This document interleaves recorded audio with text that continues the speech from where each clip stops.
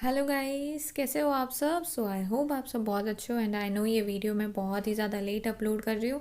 उसके लिए I am really sorry. एक बच्चा ऐसा है जिसका मैं कमेंट जो है रोज़ रीड करती हूँ, वो हमेशा लिखता है मैम प्लीज़ अपलोड कर दो वीडियो। आप जो है ऐसा टाइम टेबल बनाओ जो बीकॉम वाले स्टूडेंट्स भी फॉलो कर सके, या हम कोई अदर कोर्स कर रहे हैं तो वो भी फॉलो कर सके। तो ये जो टाइम टेबल बनाया है ना, उस हिसाब से आप फॉलो कर सकते हो। आप जो भी कोर्स कर रहे हो आप मैनेज कर सकते हो इस टाइम टेबल के हिसाब से।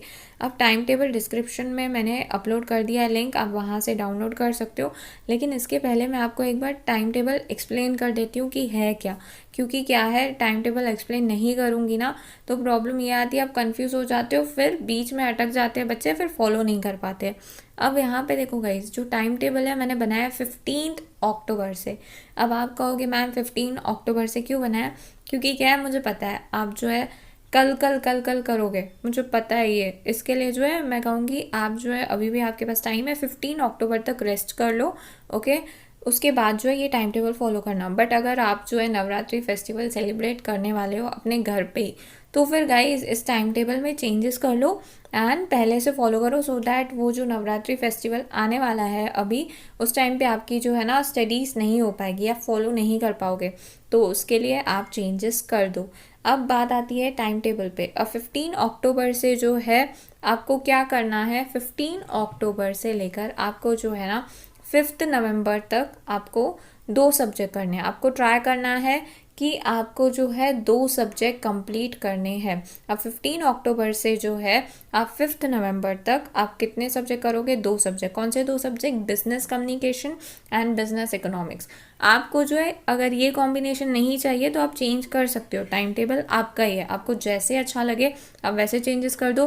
क्योंकि देखो मैंने तो टॉपिक्स मेंशन किए हुए हैं, मैंने जो है पेज नंबर भी मेंशन किए हुए हैं, मैंने जो हिंट भी दी हुई है, तो आसानी से आप जो है कॉपी पेस्ट करके चेंज कर सकते हो। ओके, अब बात आती है यहाँ पे, ये टाइम टेबल 21 डेज मैंने क्यों बनाया। देखो गाइज 21 डेज इसके लिए क्योंकि आप जो है ना क्या करो, ये 21 डेज फॉलो करके देखो हैबिट आपको लगती है कि नहीं स्टडी करने की। क्योंकि अभी क्या है, आप जो है घर पर ही हो, किसी के अभी कॉलेजेस स्टार्ट नहीं है, नो डाउट ऑनलाइन लेक्चर चल रहे हैं, बट कोई भी घर से जो है ना बाहर नहीं निकल रहा है एक्सेप्ट वो जो जॉब कर रहे हैं। But most of the students जो है वो भी वर्क फ्रॉम होम है, तो घर पे ही बैठे हुए हो, राइट। तो इसके लिए जो है ये 21 डेज आप फॉलो करके देखो।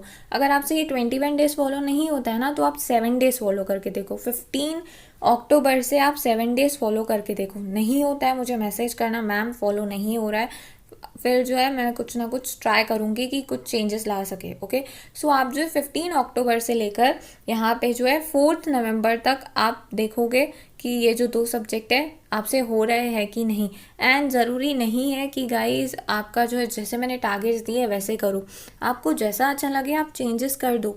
एंड अगर 4 नवंबर तक आपका जो सब्जेक्ट कंप्लीट भी नहीं होता है, ठीक है, मेरे टारगेट के हिसाब से जो है आपका सब्जेक्ट कंप्लीट नहीं होता है, बट कहीं ना कहीं आपका 40 to 50% अगर सिलेबस हो जाता है ना तो आगे बढ़ जाना। ओके, या मुझे बताना कि क्या दिक्कत आ रही है, सो दैट मैं आपके साथ मिलके कुछ काम कर पाऊंगी। उसके बाद नेक्स्ट आता है आपका जो है 6 नवंबर से लेकर जो है मैंने टाइम टेबल बनाया 26 नवंबर तक, उसके आगे भी चलेगा। तो 6 नवंबर से 26 नवंबर तक आप करोगे current affairs and legal aptitude. And अक्टूबर के महीने में जब तक जो है बिजनेस कम्युनिकेशन एंड आपका बिजनेस इकोनॉमिक्स नहीं होता है तब तक इन सब्जेक्ट्स को हाथ नहीं लगाओगे। अब आप में से बहुत से बच्चे ऐसे हैं जो एक दिन पे 2 सब्जेक्ट भी स्टडी नहीं कर सकते, उनको जो है आदत लगी हुई है कि एक सब्जेक्ट करने की। तो कोई बात नहीं है गाइस, आप जो है कमेंट सेक्शन में बता दो या मुझे इंस्टाग्राम पे डीएम कर देना, मैं 1 डे वाला जो है स्टडी प्लान भी अपलोड कर दूंगी, या 4 डे वाला स्टडी प्लान जो कि बहुत डिफिकल्ट है फॉलो करना। इसके लिए मैंने अपलोड नहीं किया है, बट आई एम प्लानिंग कि वो भी अपलोड कर दूँ, सो दैट आपके पास वैरायटी ऑफ टाइम टेबल्स हो, आपको जो फॉलो करना है आप करो। तो उसके लिए भी बता देना कमेंट सेक्शन में।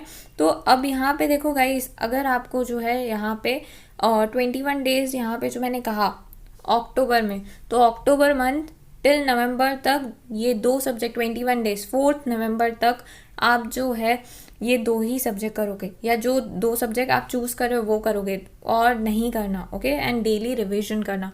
उसके बाद जो है 6 नवंबर से 26 नवंबर तक, हालांकि आपका जो है सब्जेक्ट कंप्लीट नहीं होगा। आप कहोगे क्यों कंप्लीट नहीं होगा? क्योंकि लीगल एप्टीट्यूड है एंड लॉजिकल रीजनिंग है। तो मैंने यहाँ पे क्या किया, legal aptitude and logical reasoning के जो पेजेस है, डेली ऑन एन एवरेज आपको कितना रीड करना चाहिए, वो है 5। क्यों यहाँ पे मैंने जो रीडिंग स्पीड है वो कम कर दी? क्योंकि क्या है, जो चैप्टर्स है कुछ लेंदी है, नो डाउट इंटरेस्टिंग है, बट आप लोगों के लिए न्यू भी है। आप में से बहुत से बच्चे जो बीकॉम के या कोई और कोर्स कर रहे हैं जहाँ पे लॉ सब्जेक्ट है कॉमर्स बैकग्राउंड में, तो उनके लिए आसान है, बट जो 12th के बाद कर रहे हैं उन बच्चों के लिए मुश्किल है कहीं ना कहीं।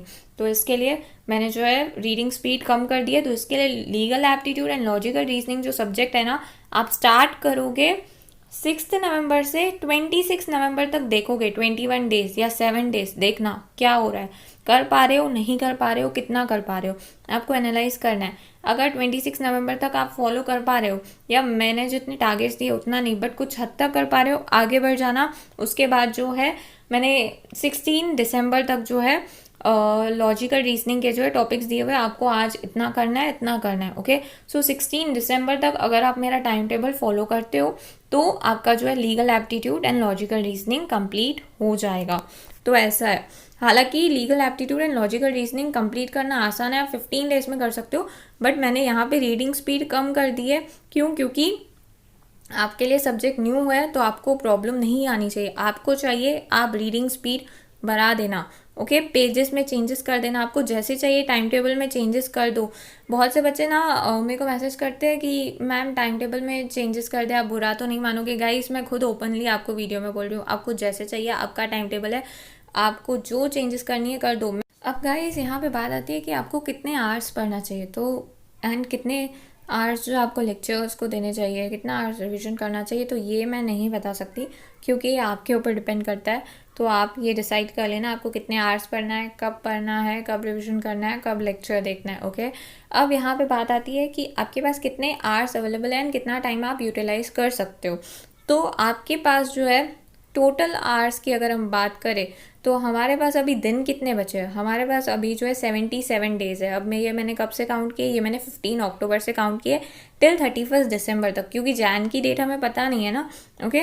सो हमारे पास 77 डेज़ है विच इज़ इनफ। तो 77 डेज इंटू 24 आवर्स करेंगे तो हमारे पास जो है 1848 आवर्स है जो कि हम यूटिलाइज नहीं कर सकते, ओके।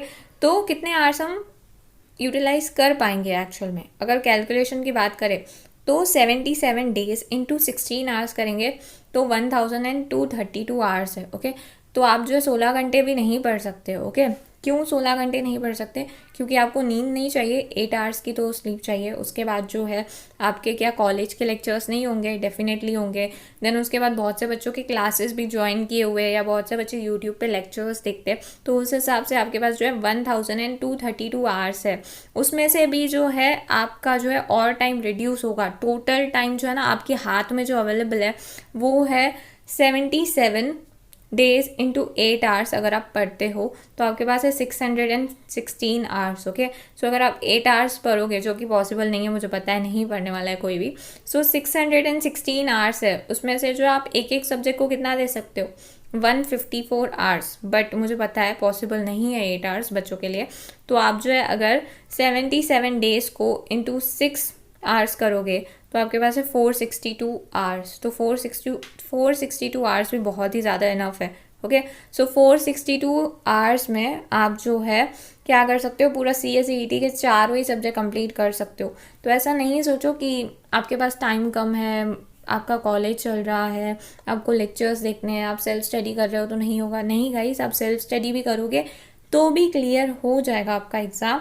एंड अगर जैसे यहाँ पे मैंने कैलकुलेशंस की है, ये जो है मैंने आपके कॉलेज का, देन आपके क्लासेस, यूट्यूब लेक्चर सब माइंड में रख के कैलकुलेशन किए, तो आप भी ऐसे कैलकुलेशन कर सकते हो।